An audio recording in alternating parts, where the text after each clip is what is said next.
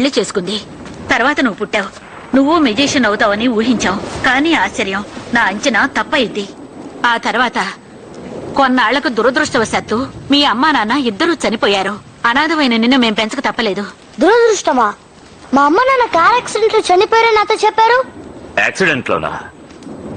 యాక్సిడెంట్లో నీ తల్లిదండ్రులు చచ్చిపోయారని చెప్పారా? పచ్చి అబద్ధం. వీళ్ళని నమ్మద్దు. వీడిని నీతో హ్యాగ్వార్డ్స్ కు పంపించావు.